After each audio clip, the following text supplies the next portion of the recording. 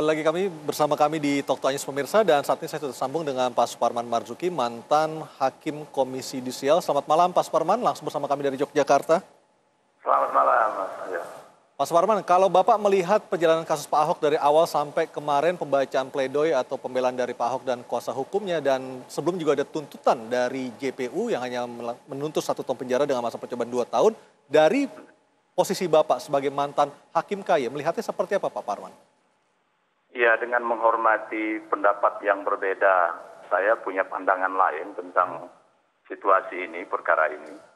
Sejak awal saya berkeyakinan dan berpendapat ini tidak ada kasus. Sejak awal saya berpendapat ini tidak layak untuk menjadi kasus, menjadi perkara. Artinya menurut Bapak kasus ini dipaksakan untuk masuk ke persidangan seperti itu? Boleh dikatakan begitu. Jadi kepolisian itu berada dalam situasi yang tidak normal untuk mengkonstruksikan perkara ini menjadi perkara. Dan terbukti sebagaimana Kapolri kemukakan, ada perbedaan sangat tajam di antara penyidik untuk mengatakan ini layak maju sebagai perkara atau tidak. Dan terbukti juga ketika perkara ini bergulir di tahap penuntutan, kita bisa menilai, bisa melihat bagaimana mungkin jaksa penuntut umum mengajukan tuntutan semacam itu akibat dari suatu situasi perjalanan proses perkara yang memang tidak normal. Dan saya mengatakan bahwa saksi-saksi yang diajukan itu saksi-saksi yang sama sekali tidak menguatkan dakwaan. Nah, karena itu jaksa mengajukan tuntutan semacam itu menurut saya adalah bagian dari problematika yang harusnya tidak terjadi. Saya hanya menyesalkan ini proses akan tambah mereduksi kewibawaan penegakan hukum, kewibawaan pengadilan. Kita bermain-main dengan hukum, bermain-main dengan negara hukum, sehingga memaksa sesuatu perkara menjadi perkara gitu ya. Baik. Lalu Pak Parman, kita melihat akrobat-akrobat semacam itu. Ya, menurut Bapak apakah jaksa sudah bertindak semaksimal mungkin dalam menjalankan tugasnya sebagai JPU di persidangan kasus Pak Ahok? Iya, saya tidak tahu persis apa yang terjadi. Tetapi sebagai orang yang mengamati dunia pengadilan, saya melihat JPU itu dalam dilema. Dugaan saya awal mereka akan menuntut bebas itu Ahok. Dugaan saya begitu. Tetapi jarang sekali terjadi pendakwa mengajukan dakwaan lalu dia menuntut sebaliknya itu. Saya sudah menduga bahwa dakwaannya yang seperti itu akan berujung pada penuntutan yang semacam itu. 3 hari sebelum tuntutan saya sudah katakan ini paling akan dituntut percobaan. Nah, ternyata terbukti. Karena apa? Karena memang ya tidak lazim proses berperkara semacam itu. Baik, kalau ternyata memang dari awal menurut Bapak kasus ini dipaksakan masuk ke pengadilan dan ini terkonfirmasi dari penilaian Bapak oleh tindakan atau tuntutan yang dibacakan oleh JPU, bagaimana nanti muara atau hasil akhir yang dibacakan oleh Majelis Hakim tanggal 9 Mei mendatang, Pak Parman? Ya, itu yang akan menjadi perhatian semua pihak ya terhadap proses ujung dari peradilan ini. Apakah hakim akan sependapat dengan JPU ataukah hakim akan berbeda pendapat dengan mengembalikan dakwaan sebagaimana didakwakan oleh jaksa penuntut umum ya. Kita belum tahu, tetapi yang kami harapkan agar hakim meluruskan, jangan diteruskan. Kalau memang ini bengkok, dia harus berani mengatakan perkara ini tidak selayaknya diteruskan dalam pengertian. Kalau memang harus dituntut bebas, jangan ragu-ragu. Kalau memang harus divonis bebas, jangan ragu-ragu maksud saya. Yang penting pengadilan, hakim itu memiliki independensi, nggak perlu harus mempertimbangkan apa yang terjadi di luar sidang. Baik, saya ke GNPF dulu, ada Mas Heri Arianto di sini bersama saya di Jakarta, di Anyus TV. Mas Heri, menurut Pak Parman kita sudah mendengar kasus ini dari awal sudah dipaksakan sehingga muaranya adalah kepada kepada tuntutan dari JPU yang dibacakan pada Kamis pekan lalu. Justru kami melihat dengan perkara ini sudah masuk pada tahap proses persidangan, berarti kepolisian dan kejaksaan sudah yakin bahwasanya perkara ini sudah memenuhi unsur-unsur yang sudah didakwakan oleh jaksa penuntut umum. Kalaupun ada yang memandang atau yang menilai ini ada proses yang dipaksakan, saya rasa tidak. Kami melihat justru ketika kami menyaksikan dari awal proses persidangan dari pertama hingga persidangan ke-20 terakhir itu, menyaksikan bagaimana saksi-saksi diperiksa, dari saksi ahli, kemudian ahli agama, ahli bahasa, ahli hukum, semua yang dihadirkan dan diperiksa oleh jaksa penuntut umum itu menguatkan adanya tindak pidana penodaan terhadap agama pasal 156A huruf A KUHP. Baik, Pak Ahyar, kalau dari sisi Bapak sendiri melihat kualitas saksi yang dihadirkan JPU, apakah justru mereduksi muatan dari JPU pada saat pembacaan surat dakwaan di awal persidangan, ataukah justru semakin menguatkan? Kalau saya berbeda pendapat dengan Pak Suparman ini, seolah-olah beliau menafikan ya keseriusan penegak hukum kita, mau dipaksa-paksa. Buktinya mana? Belum tentu juga seseorang bebas nanti, ini karena proses itu dipaksakan.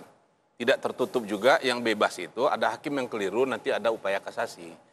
Jadi kalau sekiranya tidak memenuhi syarat, nggak mungkin bahwa ada di antara penyidik berbeda pendapat itu wajar saja. Tetapi akhirnya apa? Kan diajukan. Apakah juga pihak kejaksaan mau dipaksa-paksa? Tadi Jaksa Agung sudah mengatakan tidak mau dipaksa-paksa. Saya nggak tahu apa Pak Suparman menonton tadi ya, atau mengikuti atau tidak itu. Nah, jadi saya beda pendapat dengan Pak Suparman. Kalau dilihat saksi yang diajukan oleh jaksa, saya berpendapat bahwa itu adalah menguatkan dalil-dalil yang dikemukakan oleh jaksa. Bahkan, coba mungkin ini saya tidak dengar langsung, apakah Pak Ahok mengakui tidak ada pembicaraannya yang direkam itu?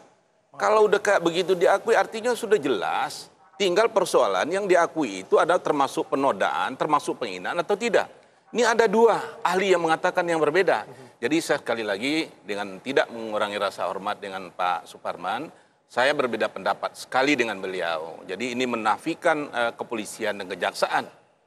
Saya tidak tahu argumentasi beliau bisa dipertahankan atau tidak. Sama-sama kita lihat nanti. Baik, Pak Suparman silakan ditanggapi Pak.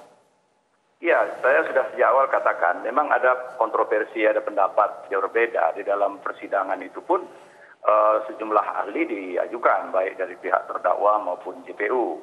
Itu menunjukkan ada penafsiran, ada konstruksi yang berbeda di dalam memahami perkara ini.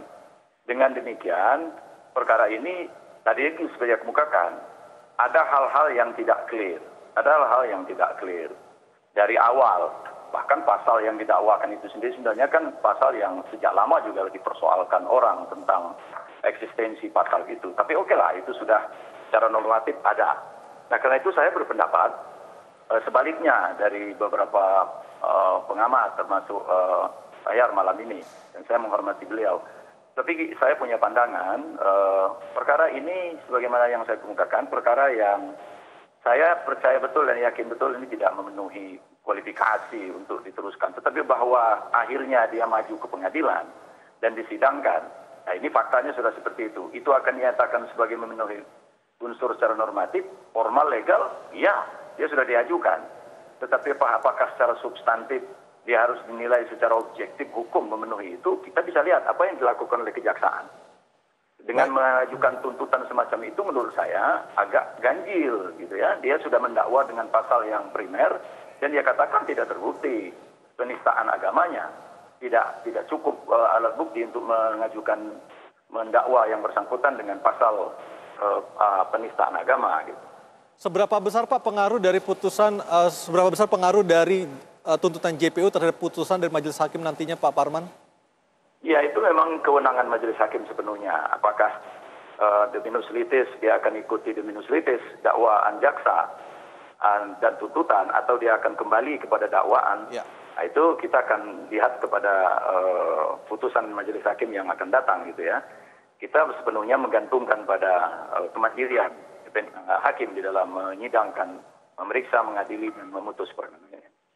Baik, kalau kita melihat prosentase, menurut Bapak lebih besar prosentase Pak Ahok akan divonis bebas ataukah divonis bersalah Pak Parman? Ya, saya nggak bisa memprediksi ya, karena itu kan wilayah yang kita tidak pernah bisa identifikasi oleh orang luar gitu. Tapi kalau kita melihat perjalanan perkara ini menurut saya layak untuk tidak dinyatakan bersalah si Ahok itu. Karena lihat konstruksinya semacam itu. Tapi saya menghormati apa yang akan diputuskan oleh Majelis Hakim. Baik, Pak Suparman Marzuki, terima kasih langsung bergabung bersama kami dari Yogyakarta. Selamat malam Pak Parman. Selamat malam, terima kasih. Baik, dan pemirsa, Talk to iNews masih akan berlanjut bersama kami masih terus berdialog pada segmen kali ini. Saya ke Pak Ahyar lagi. Pak Ahyar, kalau kita berbicara soal kasus Pak Ahok ini, benarkah ini sebenarnya lebih bernilai atau bermuatan politis dibandingkan nilai hukumnya sendiri? Kalau dari amatan sisi hukum pidana seperti apa muatannya? Tidak boleh, dan saya tidak melihat ya kepolisian maupun jaksa ini adalah ada tekanan politik. Saya tidak melihat itu. Tidak mungkin juga seorang Kapolri yang baru diangkat mau mempertaruhkan kabar skrimnya itu, mau mempertaruhkan integritas beliau itu karena ada tekanan paksaan. Saya nggak lihat itu. Karena itu ada keyakinan dengan dua alat bukti yang ada yang menurut mereka yakin itu, maka dilanjutkan. Begitu juga pihak jaksa, saya tidak yakin juga mereka karena faktor tekanan masalah mereka mengajukan. Banyak juga yang ditekan oleh massa tidak diajukan. Jadi sekali lagi sampai detik ini saya tidak melihat, ya nggak tahu mungkin saya kurang peka terhadap melihat itu, ada tekanan-tekanan politik berprosesnya ini. Ini adalah proses hukum menurut saya. Bahwa di dalam hukum nanti terbukti atau tidak, itu adalah hal yang wajar. Itu sudah ada diatur dalam KUHP kita. Kalau tidak terbukti, orang akan dibebaskan. Upaya hukumnya adalah kasasi nanti, tidak dia banding. Tidak sedikit keputusan yang bebas di tingkat pertama, nanti dihukum oleh tingkat kedua. Jadi kita lihat saja. Kalaupun itu terjadi berlangsung bebas, ada upaya PK juga nanti. Kita lihat. Selesai dulu semua proses tahapan hukum, baik upaya hukum biasa maupun luar biasa, disitulah mungkin bisa kita renungkan. Jangan terlalu dini kita mengatakan ini adalah tekanan politik. Baik. Nah ini nanti di dalam masyarakat kita, bukan hanya masyarakat kita, ini akan berpengaruh juga ke dunia luar negeri. Investasi kalau begitu ini persoalan politik, kepastian hukum, ini kurang. Jadi jangan sedikit-sedikit bawa-bawa politik kalau menurut saya. Saya juga akan mengkonfirmasi kepada GNPF, tapi pemirsa kita akan break sejenak. Talk to News akan segera kembali.